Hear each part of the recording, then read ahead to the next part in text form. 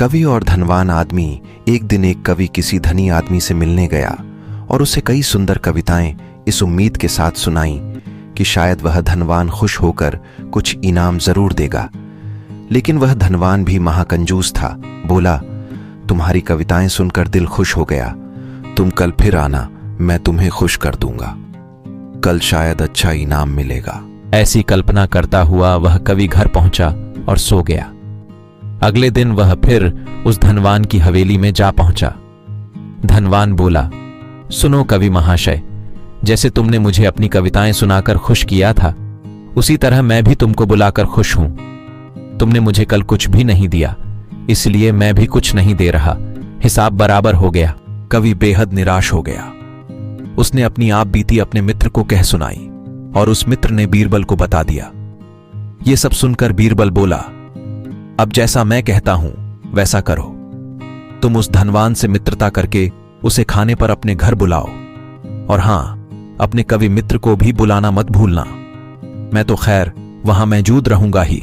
कुछ दिनों बाद बीरबल की योजना अनुसार कवि के मित्र ने अपने घर पर एक दिन दोपहर को भोज का कार्यक्रम तय किया गया। उसमें उस धनवान व्यक्ति को भी आमंत्रित किया गया। सभी नियत समय पर वहां पहुंच गए। धनवान व्यक्ति भी समय पर आ पहुंचा। उस समय बीरबल, कवि और कुछ अन्य मित्र बातचीत में मशगूल थे। समय गुजरता जा रहा था, लेकिन खाने पीने का कहीं कोई नामो निशान न था। वे लोग पहले की तरह बातचीत में व्यस्त थे। धनवान की बेचैनी बढ़ती जा रही थी। जब उससे रहा न गया तो वह बोल ही पड़ा, भोजन का समय तो कब का हो चुका, क्या हम यहां खाने पर नहीं आए हैं? खाना? कैसा खाना? बीरबल ने पूछा। धनवान को अब गुस्सा आ गया। क्या मतलब है तुम्हारा? क्या तुमने मुझे यहां खाने पर नहीं बुलाया है?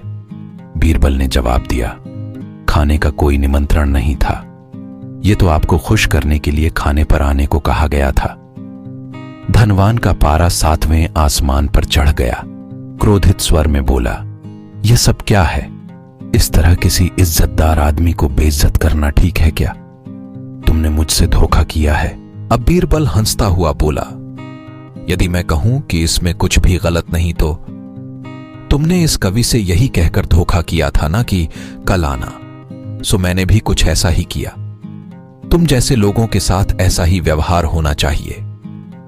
धनवान को अब अपनी गलती का आभास हुआ और उसने कवि को अच्छा इनाम देकर वहां से विदा ली। वहां मौजूद सभी बीरबल को प्रशंसा भरी नजरों से देखने लगे। दोस्तों, इसी तरह के और मजेदार और मनोरंजन कहानी सुनने के लिए चैनल को सब्सक्राइब करें।